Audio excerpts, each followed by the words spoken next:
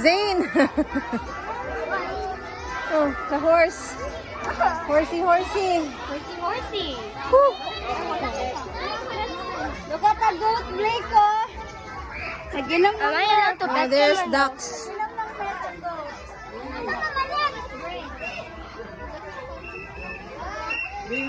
The ducks. Ducks, ducks. Where did I buy them again? Huh? Where did I buy those food again? Where did I buy those food again? I don't know.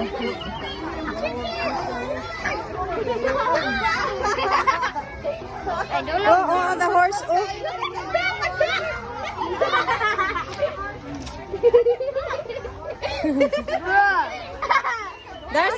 That's his food. Yeah. Lala.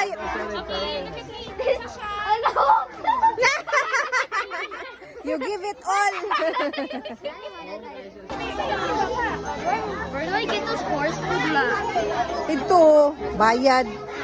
Ayaw na, eh. Just watch kay mag-ano. I don't want to be in the sun. Kani. Nak, dito lang ko nakakuha ang change na ka. Dara sa kilit.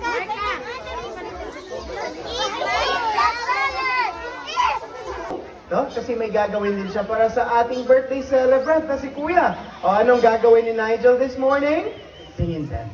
Aba, sing and dance daw yung gagawin ni Nigel. Oh, this is going to be interesting. Sige, music please.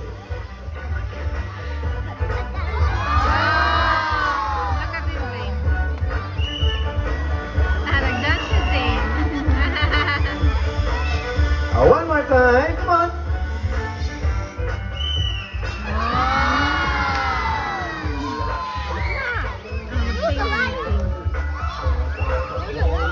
Ah, isa pa, isa pa, isa pa. One more time. Come on.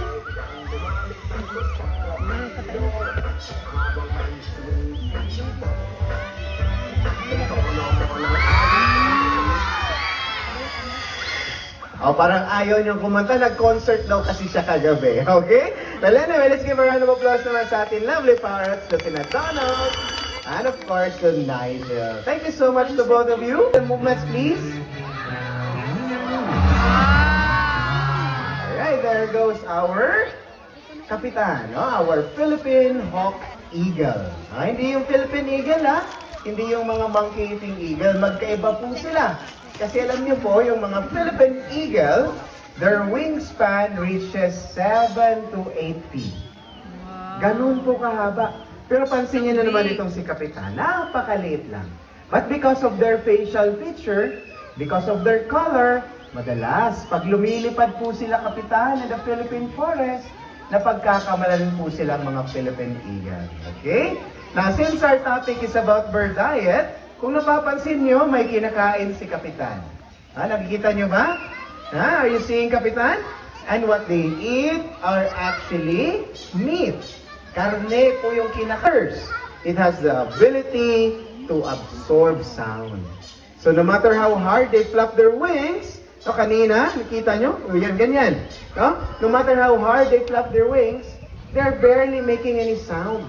Halos walang ingay po silang nagagawa. So that means likuran, hawak ng ating animal technician ay si Noah. A common grass owl naman po. Okay? Usually, you will see them in lowland areas. No? Doon niyo po sila madalas makikita. Alright? Very good. Now, I'd like to share an interesting thing about owls. Alam niyo ba that owls can rotate their heads 270 degrees? Ano sa may balcony? That's Terry over there. Tignan, tawagin po natin ang mas makita natin ang malapitan. Come on, Terry! Terry! Oh, everyone, let's go, Terry! Come on! Terry!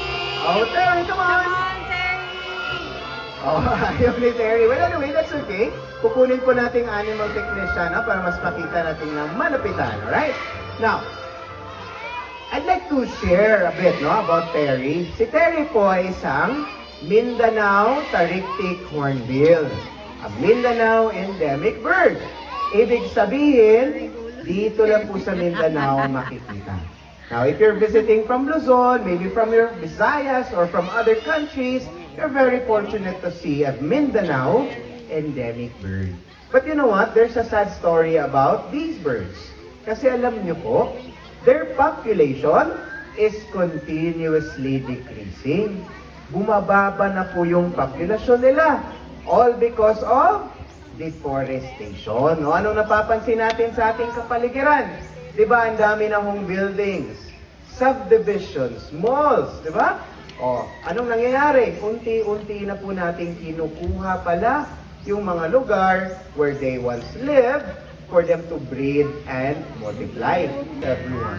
So please, help out in preserving this very beautiful yet very fragile environment of ours and the wildlife that lives in it. No? Magtulungan po tayo. Around the area looking for any money that he can see. Sige nga, Teacher Rocky. One more time. Sa taas na po ulit si Teacher Rocky. Ladies and gentlemen, help me welcome our teacher day this morning, Teacher Rocky. Wag ka ng 500. Wag 500. I am very good, your Teacher Rocky here with a 50 peso bill. Very tempting to just bring them home and make them our pets. But of course, it is very important to stress that Macaus has a certain know-how for us to be able to properly take care of them. Take Red here for example. Red has been donated to our doors 15 years ago. And ayan, of everybody, according to Teacher Red, ang dahon na po ay... Noticed that the local tribal chieftain was praying to the birds for divine intervention. And that's... Hi guys, we're done with Malagos Garden Resort. We're gonna go to Philippine Eagle. Bye.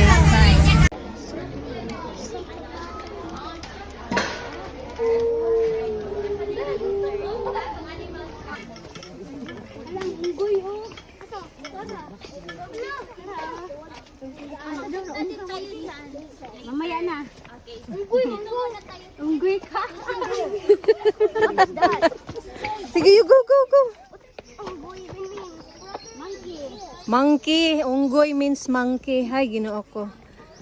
How do I even know? I don't even Oh, Ola. Ola. Olaf. Ola. Owl. They are active during at night. And they like to eat. Oh, natulog din sila. They Yeah. like to eat amphibians. They're on the cage. Insects. See the monkey, Zane? Where? There. Ooh, nag-slide ang monkey.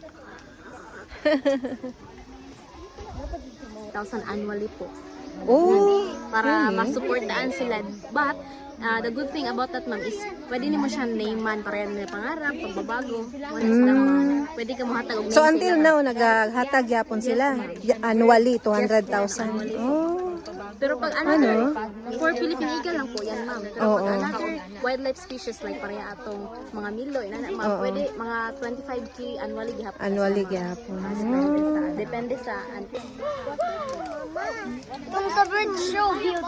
Simon sila.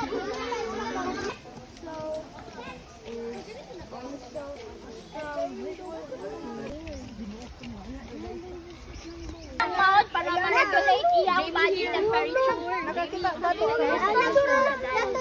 pero ang mouth na open. Nagsin ka na siya riyan? Wala sir. Introduce.